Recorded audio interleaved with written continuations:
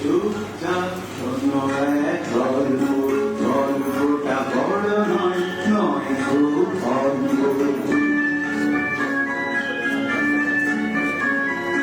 কোনো এক রাজ্যে ছিল এক সত্যি, কথাটা মিথ্যে নয়, একদম সত্যি।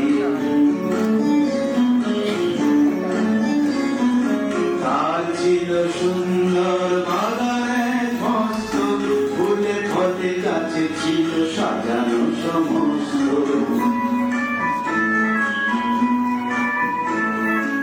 আর ছিল পশু পাখি নানাবিধ জন্তু, সে বাগানে হাসি খুশি ছিল না তো কিন্তু। মন দিয়ে শোনো বলি সত্যি সে গল্প, কারণ সে দৈত্যের ছিল সম্পন্ন। দিত না সে বাগানে ছোটদের ঢুকতে, লুকোচুরি খেলতে কি গাছে গাছে উঠতে। ছিল না তাদের মনে সুখ এক রক্তি, হিংসুকে ভারী হিংসুকে সেই ভক্তি।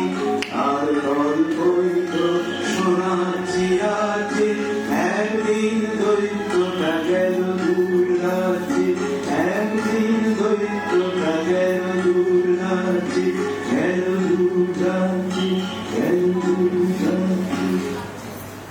স্বার্থপর দৈত্য তো অনেক দূর রাজ্যে চলে গেছে।